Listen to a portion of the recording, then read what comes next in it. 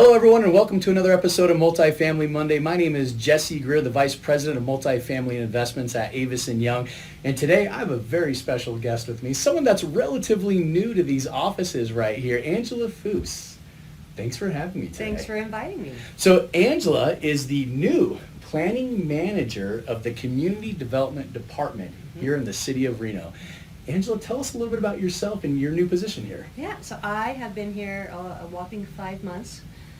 Prior to being at the city of Reno, I was in the private sector. Yeah. And that was about a 15-year period of time. Amazing. Before that, I was in the government as well. But during that 15-year window, it was pre-recession, during recession, and post-recession. So I've seen a lot of changes just in development and policy and how this region has grown and some challenges that we've had. So with that experience, it was a good opportunity for me then to come to the city, just with that knowledge, bringing forth what I know to try and help, I wouldn't say change culture, but maybe just be an asset to the city with having that background and things that maybe folks within the planning department don't know because they haven't worked on the private side. I have a very different perspective of knowledge, and I think that's been an asset to the city, and hopefully it's working, helping the city as well as helping the development community. And I think that's huge too. And quite frankly, a lot of the developers that I talk to are very excited to have you in this position because of that private sector background that you have and previous to that public. So it's almost like you have an in with both ends of the spectrum of development, both public and private. And to see how that's going to change and effectuate change in this market is going to be exciting. Yeah. And in fact, we'll jump into that here in a few. But the reason why we're here today is because this is part of a multi-video series, which I'm really excited about, talking about an issue that's really started to pop up lately. And this issue has to do, quite frankly, with a lot of the Midtown properties, right? A lot of the older properties that are in this market that might have gone through a few changes during the day without coming to the appropriate agencies. And what you're finding is that, for example, the building department, the assessor, they might have different unit counts on these properties. And someone might be advertising a property with, let's say, 20 units when it might be only 18 for various reasons. And they've been running it that way for quite some time. Right. But unfortunately, they haven't been running it the right way. So let's kind of jump into that a little bit. Right now, we're going through a lot of changes with Title 18 as well, which is the zoning amendment and update. Correct. Right? So talk to me about, number one, what you're seeing with these issues with these multifamily owners that have maybe a 20 unit, but it's only being recognized as an 18 unit. What are some of the reasons for that, and how can that happen? And what we've seen is over time, let's say you take a project that was built 60 years ago. Okay. The rules were different 60 years ago. A lot of times development happened and maybe they didn't go through the right process. The process back then through a building department or a business license or planning department may have been different than today. Sure. So we're left with all these kind of existing conditions. And then what we've also seen is that over time, units have been added on, and a lot of times they weren't legally added on. And from a city review, we look at what is permitted through our building department. Okay. What interesting we found is that Washoe County, the assessor's office, they don't review our building permits to come up with their unit counts. They'll go out and actually just count the number of units, and that's the number they put into the system, whether it was legally permitted or not. So there's this discrepancy on this county assessor's database versus what the city is showing in their building permits. So we're trying to clean that up. And what we don't want to see is developers feel like they can't come to us, or properties feel like they can't come to us because they're afraid we're going to shut them down or tell them no. We're not going to go out and issue a code violation on our own. So if they come to us and they tell us, assessors are showing I have 20 units, when or maybe the assessors are showing 18 units, and actually they have 20 units, whatever the difference is, whatever that discrepancy is. The question is then, how do they come up to code?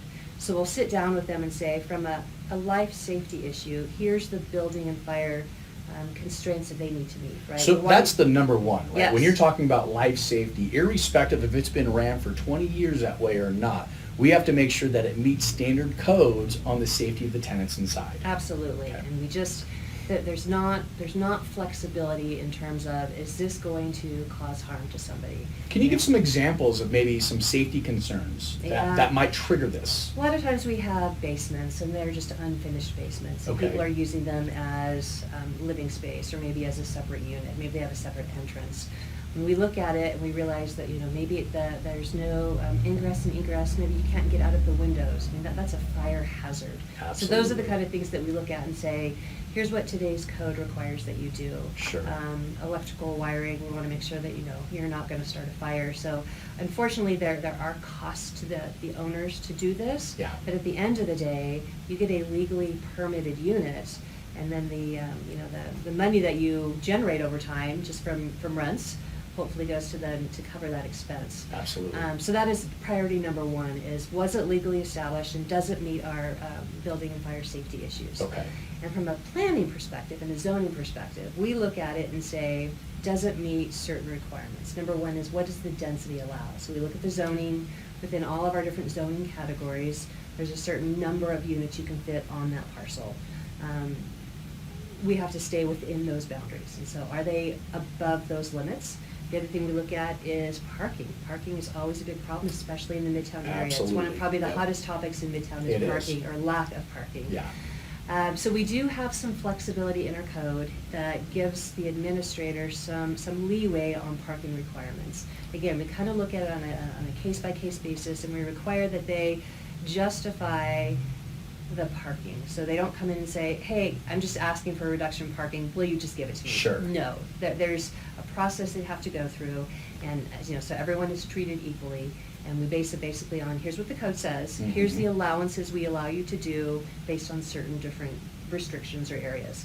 But especially in the Midtown area, we're seeing a lot of these requests, and we're trying to be accommodating, and we understand it's an existing condition, and we're not gonna make you tear down the house and put something new in just so you can meet parking. Sure. But I definitely encourage anyone that has a house or a duplex or a fourplex and says, I don't know that this meets code, come in and talk to us. I mean, that's the first step. And again, we're not going to shut you down by talking to us.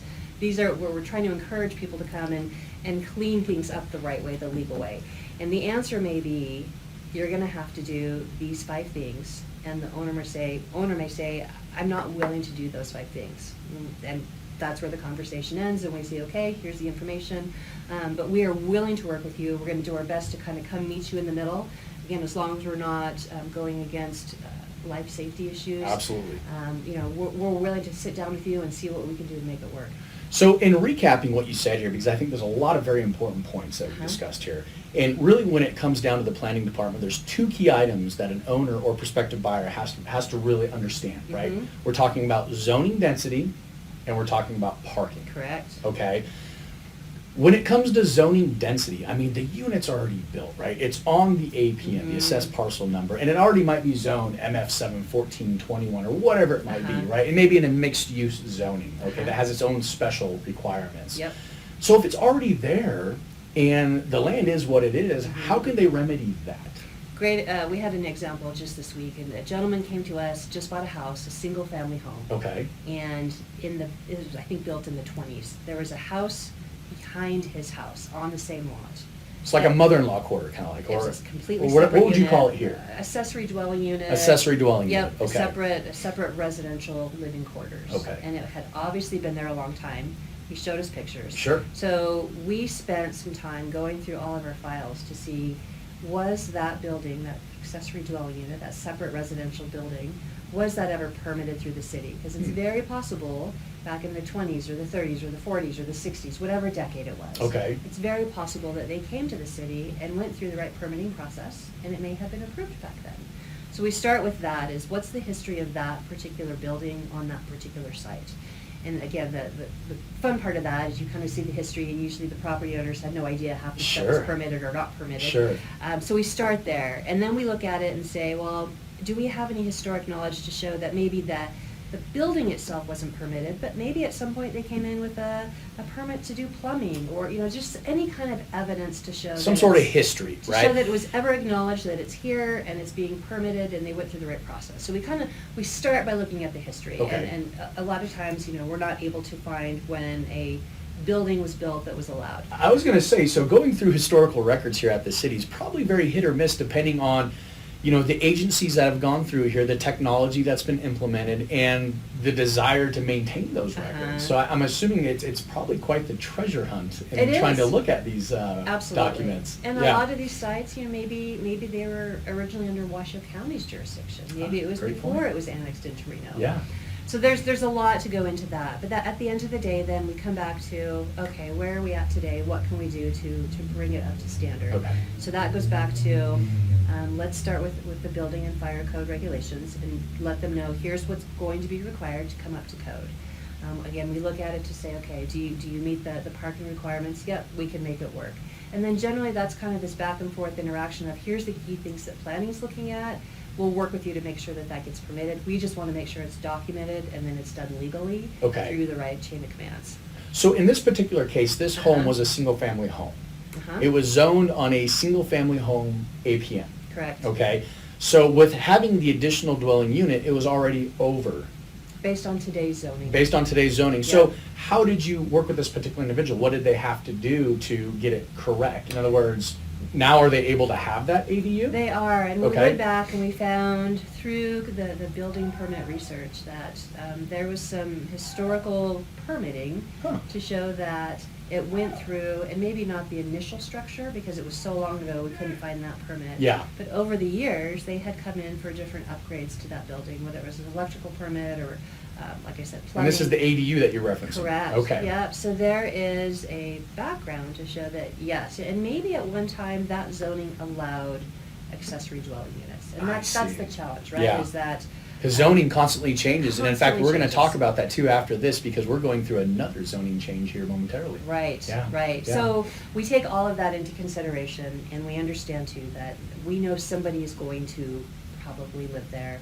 How do we make sure it's done above board? Absolutely. And at the end of the day, on that particular project, we met with the owner, we said, here's the things you need to do. Most of them related to fire, building and fire, Okay. not related to planning, because planning was comfortable that this was an existing use, and he was able to continue using it as an existing use. Fantastic. Yeah. Now, what about the worst case scenario where let's say there is that ADU on a single family home or an additional couple units to a multifamily that wasn't, done appropriately, and you can't find anything to justify it, but it's still there and it's still on the piece. I mean, at that point, then what happens? Well, and that is the struggle we deal with. Okay. And I will tell you one of the reasons why. We don't want to get into a situation where property owners without permits construct these accessory dwelling units, and then 2 years comes by, Oh, we're grandfathered in. and then they come back right? in and say they're grandfathered. Yeah. It doesn't work that way. Yeah. So that's where it really is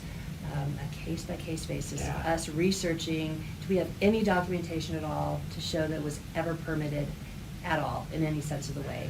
And I think the hardest part too about that is, let's say you're a buyer of one of these properties. Let's say you bought within the last year, or you're in the contract right now to buy, right?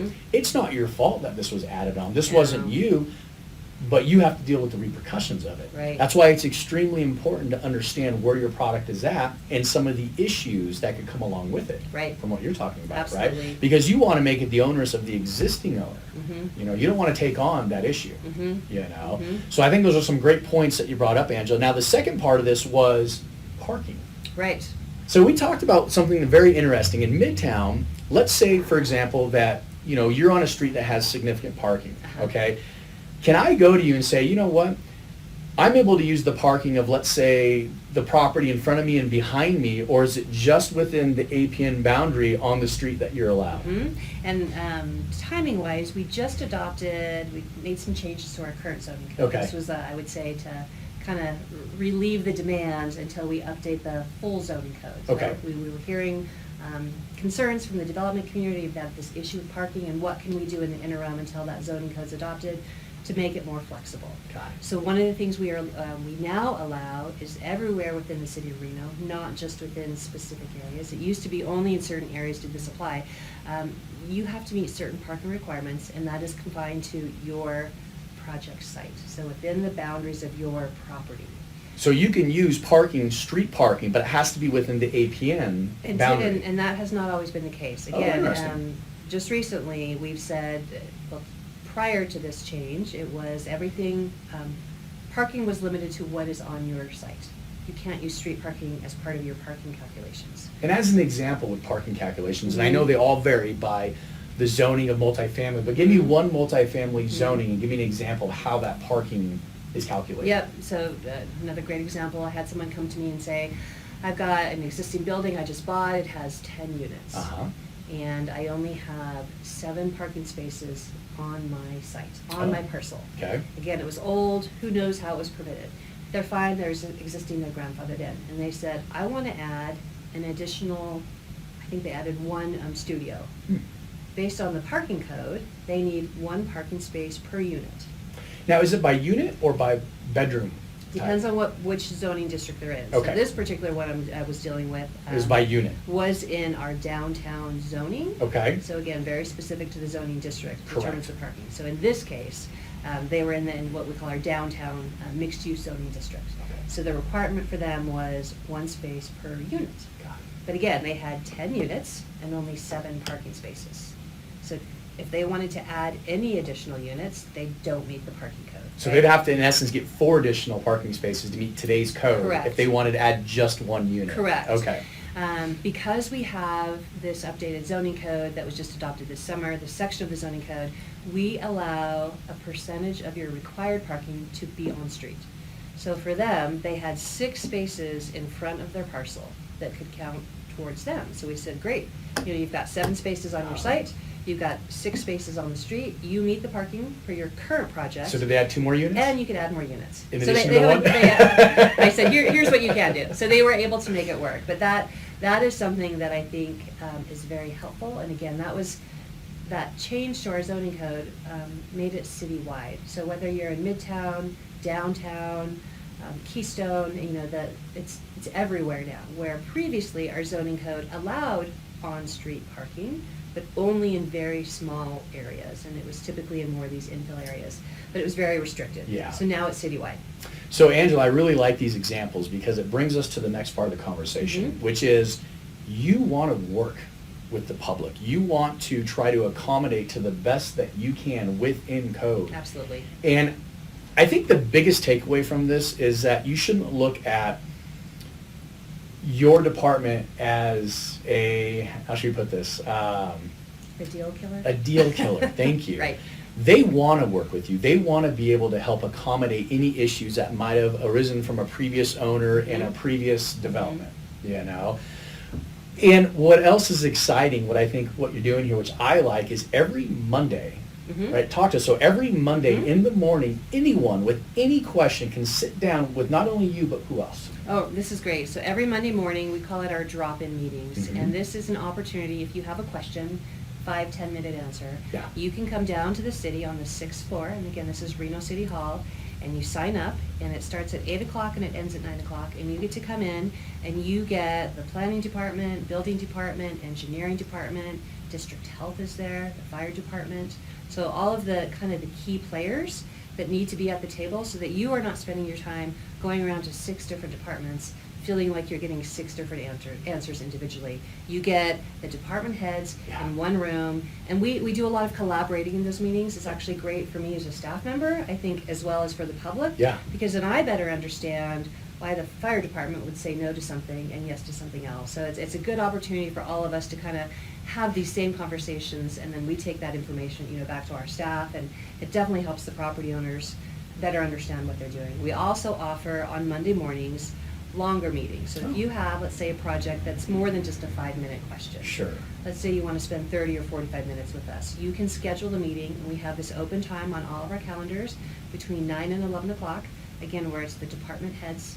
We're all there in the meeting, and you bring us a site plan, and we spend 45 minutes with you going over all your questions and getting everything answered. That's fantastic. It's a great tool. It really is, And if I'm a property owner, and let's say I might be concerned that my property might not meet the zoning or the parking requirements, should I be scared to come to these meetings and just ask? I mean, will you say, you know what, that's an issue. We're going to have to go after you now. And that's a great question. I think a lot of people are afraid to come talk to us because they're afraid then our code enforcement team is going to go out and cite them. And that is absolutely not what this is about. That is wonderful. That is huge. We do not function in a system where we as staff are going out and citing people. Yeah. When code violations happen, it's because somebody else complained and we get a complaint. Got it. So be nice to your neighbors. Be nice is what to your Angela's neighbors. saying. Yep. And so when the owners come to us and say, "Here's my situation.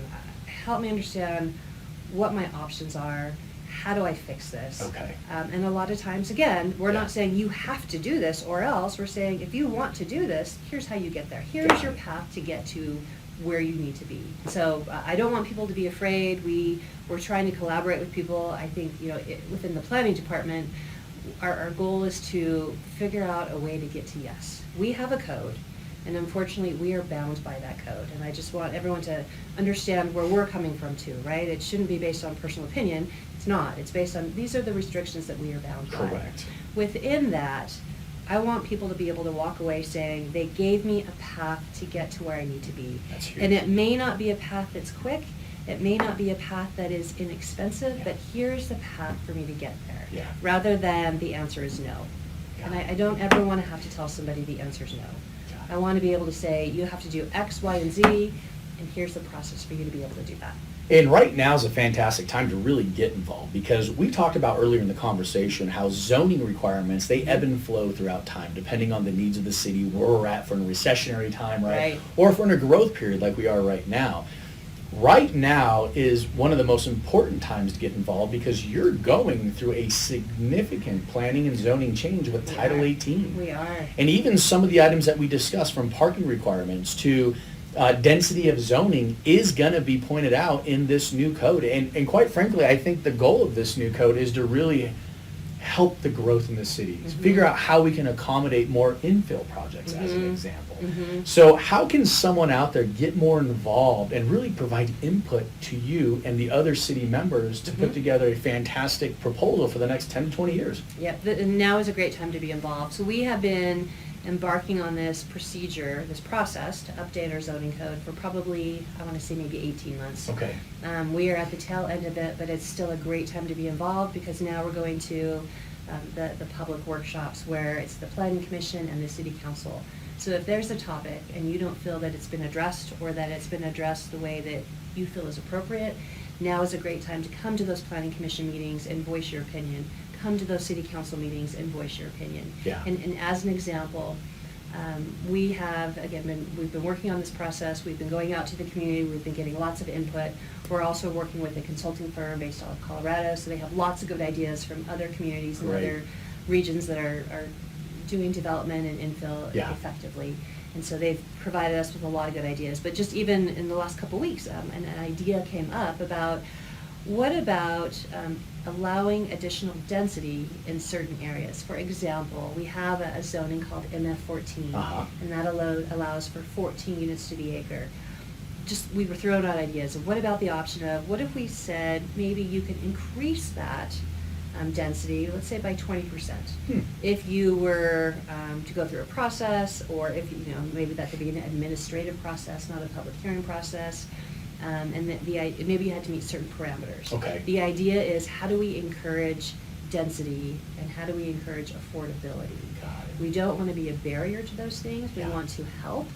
Sometimes we have to get out of our own way, but again, we're bound by certain zoning code restrictions. So in that particular case, we said, well, what if we limited units that were, let's say, smaller than 1,000 square feet, for example. Okay. If all your units within that MF14 are 1,000 square feet or smaller, maybe it's okay to have additional density.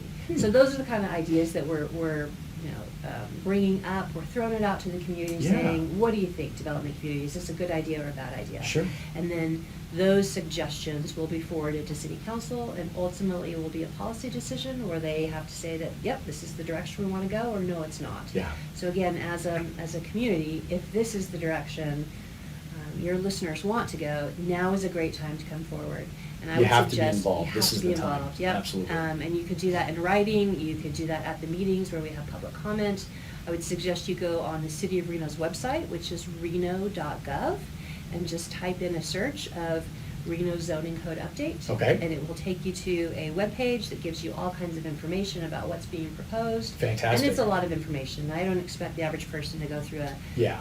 800-page document. But if you have a fix vested information out. interest and you have an asset that's in the city of Reno, I mean, you're involved no matter if you like it or not. So you might as well Absolutely. get involved and push to have, the best outcome you can Yep. for your asset. Yep, and you know? can, again, you can send an email, show up at these meetings, put something on the record. Yeah. This is the input that we're looking for at this stage in the process. And I'll get that information from Angela as well and put it on the video so the viewers can easily access it as well. Okay. But from the perspective, Angela, of the Community Development Department, if someone wanted to stop by or if they wanted to get a hold of someone that works here, how do they go about doing that? So a couple of things. We have what we call our planner of the day. So at any time during the day, we have a city planner Mhm. that is available to answer questions. And that position rotates. So every 5 hours, we rotate within staff of who Okay. that person is. So it's a rotating position. But there's always a person here who can answer questions. And if they don't have an answer for you at that time, they'll take your contact information and get back to you. Fantastic. Yep, Wow, that's a wonderful public service right there. it is. Angela, I really enjoyed our conversation. I know we discussed a lot, and I know if Yeah. there's any additional questions our viewers might have, they know where to access this department, and how to Yep. get the information they need, and just be more involved and understand what's going on in the community. Yeah. So I really appreciate your time today, and I look forward to talking with you in the future. Thank you so much. Thank you very much. Great.